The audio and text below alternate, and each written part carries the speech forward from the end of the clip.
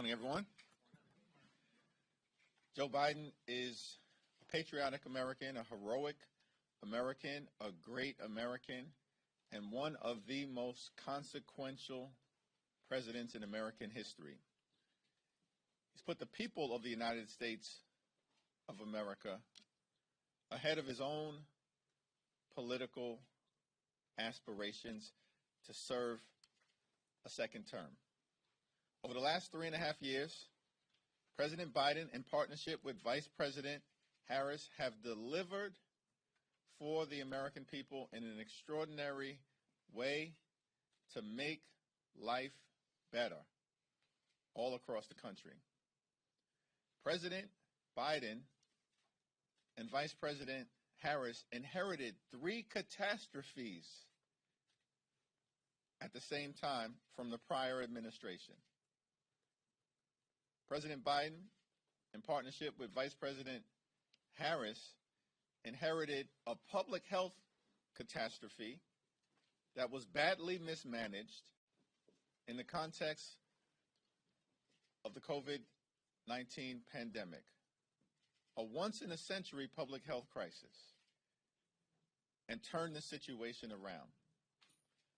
President Biden and Vice President Harris inherited an economic catastrophe that resulted from the shutdown of the economy, and together avoided a recession and have turned the situation around to move us in the right direction, including through the creation of more than 15 million good-paying jobs.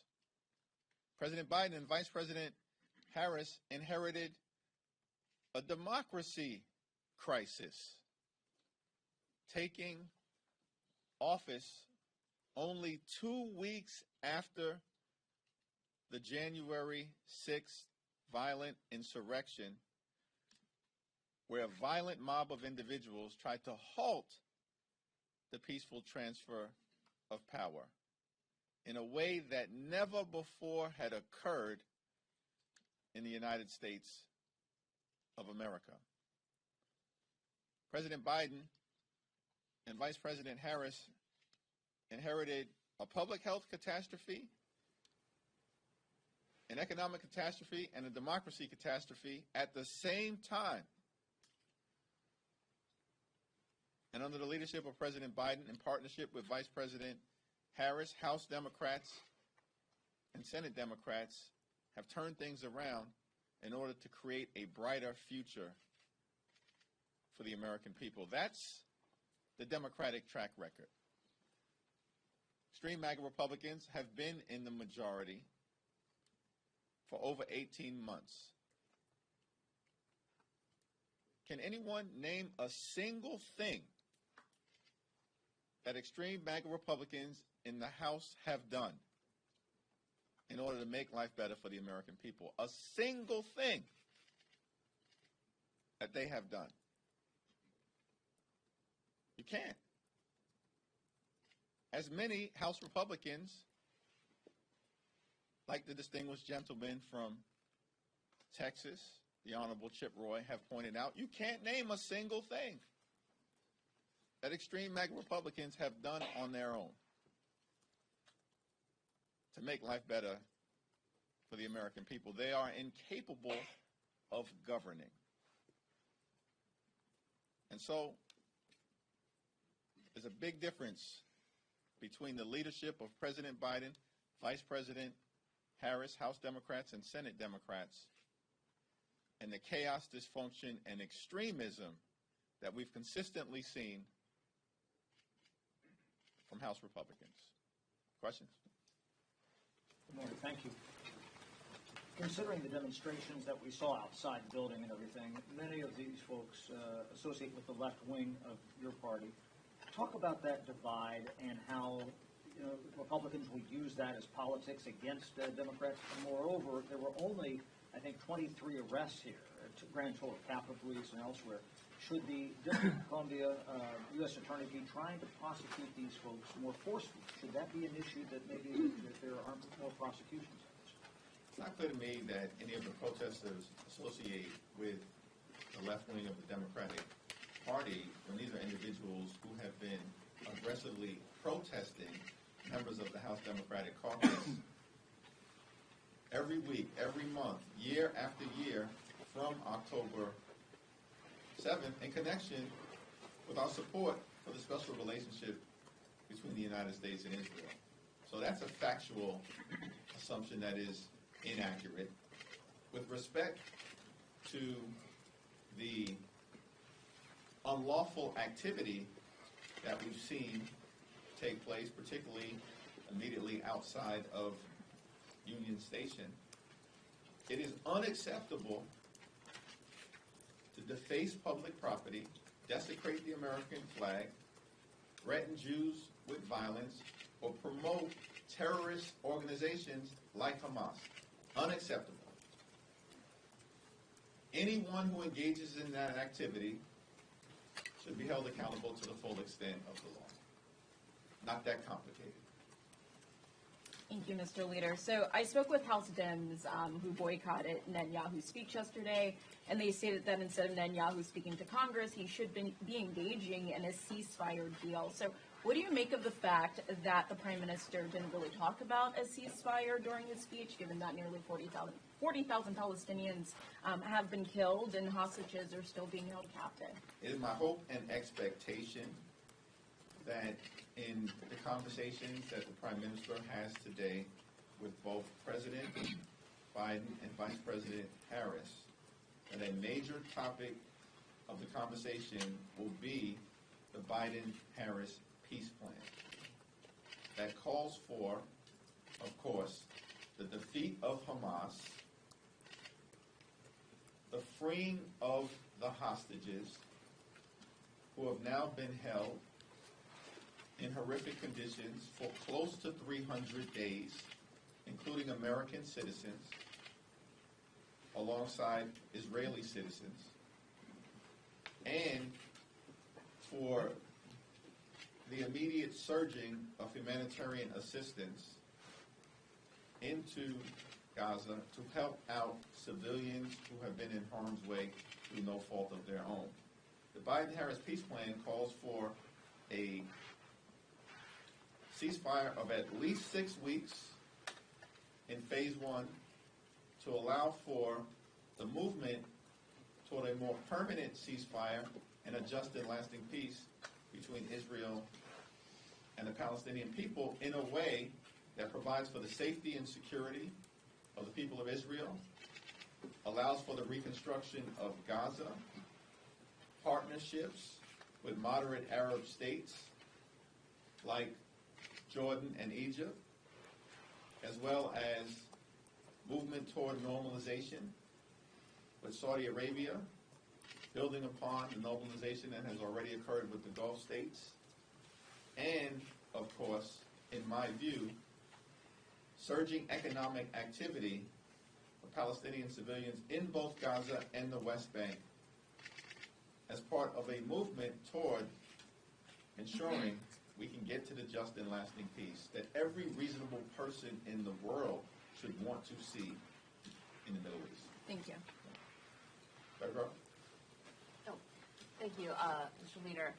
So my question is about Vice President Kamala Harris becoming the likely nominee. Some of your frontliners say that they're not sure how she might perform in some of these swing districts.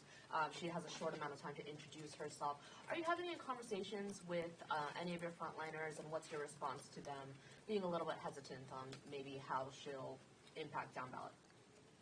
What we've seen over the last few days is that the American people all across the land have been excited, enthusiastic, and energized by the candidacy of Vice President Harris.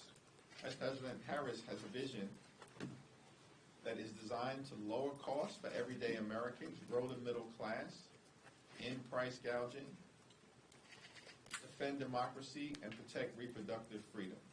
Those are issues that are going to excite Democrats, but also, in my view, help move independents and swing voters in our direction as compared to the chaos, the dysfunction, and the extremism that we see on the other side of the aisle. Extreme MAGA Republicans are running away from their agenda because it's so deeply unpopular to the American people. The American people want no part of Trump's Project 2025, which is about total control over the lives of the American people by extreme MAGA Republicans. That's what Trump's Project 2025 is about. Total control over your life. We're all about freedom. Extreme MAGA Republicans want a nationwide abortion ban. Vice President Harris and Democrats believe in a woman's freedom to make her own reproductive health care decisions. Donald Trump and the extreme MAGA Republicans want to end Social Security and Medicare as we know it. Vice President Harris and Democrats in the House and the Senate want to protect and strengthen Social Security.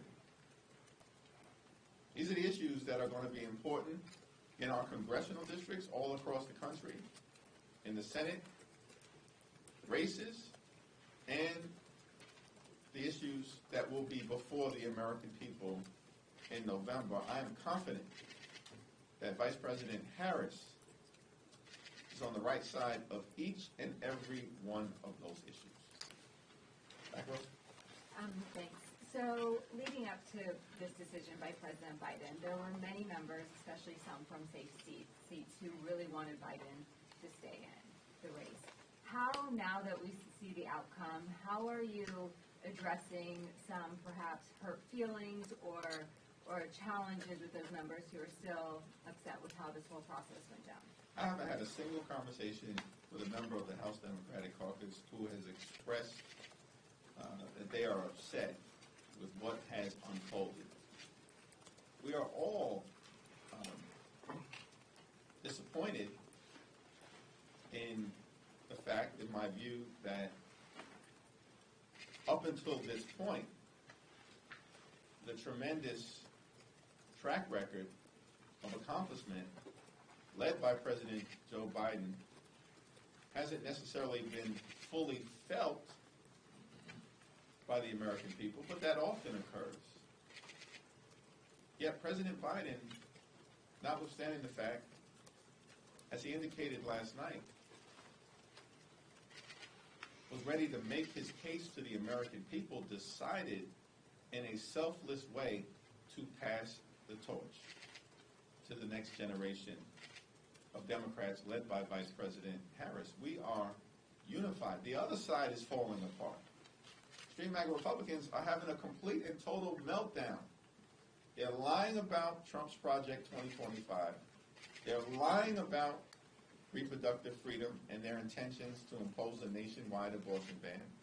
And they're lying about their desire to end Social Security and Medicare as we know it. Why are they lying? Because they're in free fall. Their agenda is unpopular.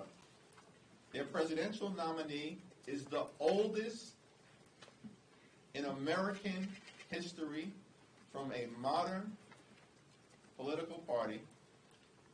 And their vice presidential nominee is falling apart and crumbling right in front of us. Why was this guy selected? I'm confused. What does he add? What value does this guy add? Extreme MAGA Republicans are asking themselves that question right now. They're falling apart. Not that we're celebrating. They're falling apart. We're going to continue to put people over politics, fight for the things that matter, like lower housing costs, ending price gouging, growing the middle class, defending democracy, and fighting for reproductive freedom.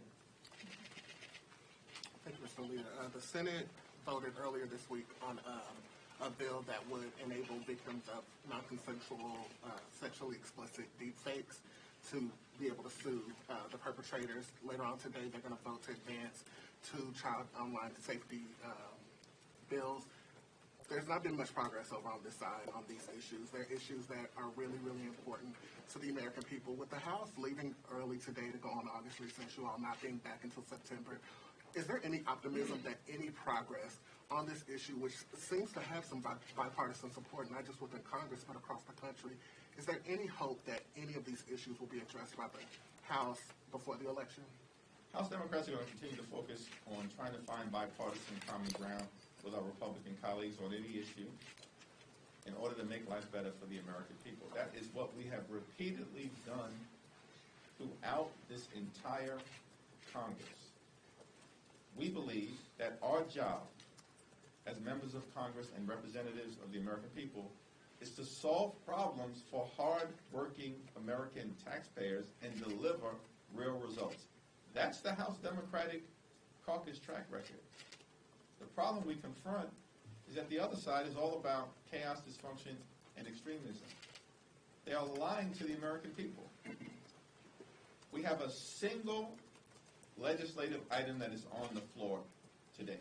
Is it designed to address inflation? No. Is it designed to lower housing costs? No. Is it designed to help address challenges at the border? No. What is it?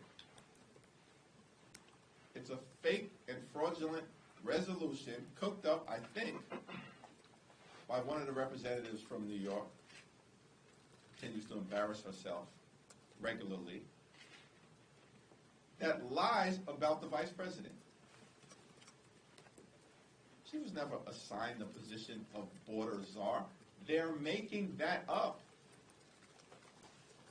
because extreme MAGA Republicans are in full meltdown. They're reeling. They don't know what to do. And they lack an affirmative agenda. By the way, unlawful border crossings at this moment in time, thanks to the leadership of President Biden and partnership with Vice President Harris, is down to lower levels than what it was in the previous administration before the Biden administration took office. Not higher levels, lower levels. And the vice president was not a border czar. They are making that up because they have no affirmative agenda, vision, or track record for the American people. So you're not confident that any child online safety legislation will... That is bipartisan legislation with respect to protecting young people and everyday Americans in terms of egregious online behavior, and I am hopeful that we will see bipartisan legislation that emerges from the Senate taken up on the floor of the House of Representatives upon our return, including legislation that is being championed by Representative Alexandria Ocasio-Cortez here in the House. Thank you. Scott? Mr. Leader, thank you. Returning to the events of yesterday, I think you saw the silent protest by Rashida Tlaib on the House floor. She was holding up signs that towards Netanyahu that said guilty of genocide and also war criminal on the other side of that sign.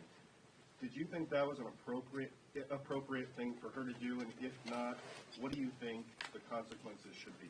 I didn't see the activity of Rashida Tlaib. As I understand it, she was to my left. I was focused on the speech that was being delivered and processing the information that was being communicated by the Prime Minister. Was it appropriate? Thanks. To follow up on his question, was it appropriate? Rashida Tlaib is an elected member of Congress.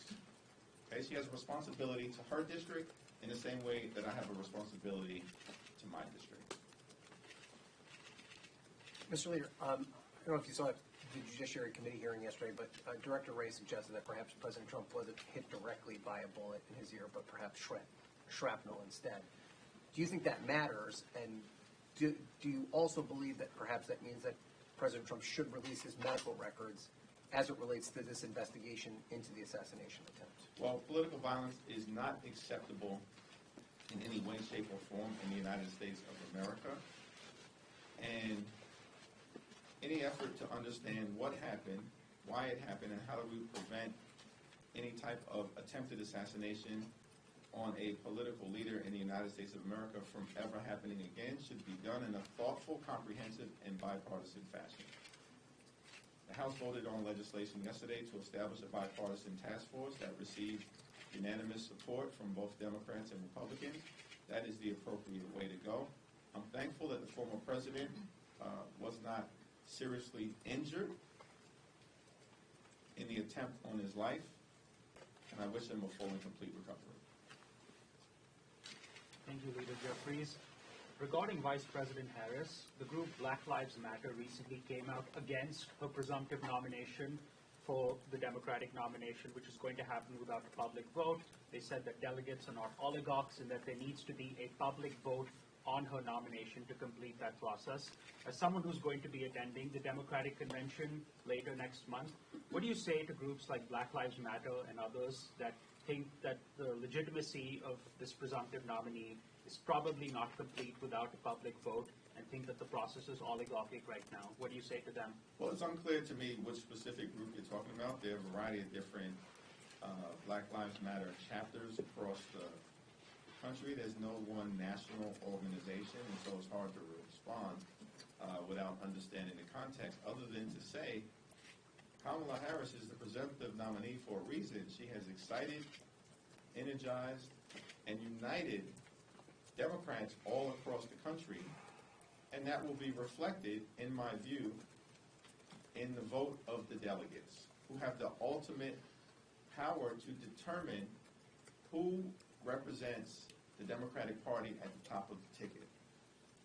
There is a process that has been set forth by the Rules Committee of the DNC by which anyone can petition to secure enough delegate support to get their name placed into consideration to be the presidential nominee for the Democratic Party.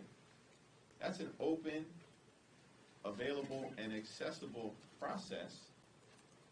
But Vice President Kamala Harris, because of the strength of her vision, her ideas, and her track record, has all but cleared the field.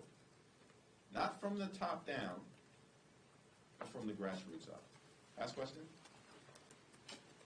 Me? Yes. Hi, thank you, Mr. Leader. I appreciate it. Just to follow up on that, because this is a topic in Democratic circles, a lot of Democrats, people really do feel that the process is rigged from the inside, essentially, that if you try to run, you can't get a pollster, you can't get a consultant because they'll get blacklisted. Could you address some of that tension?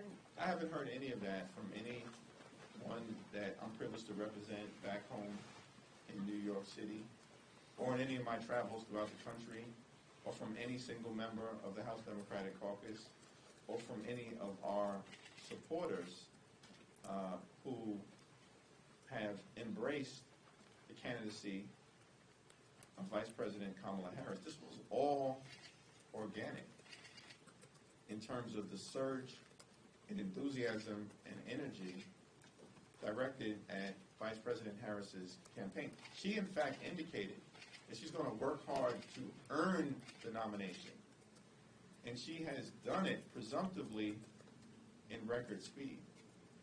And all of the many highly qualified individuals who could have potentially entered into the nomination process decided on their own volition to back Vice President Kamala Harris.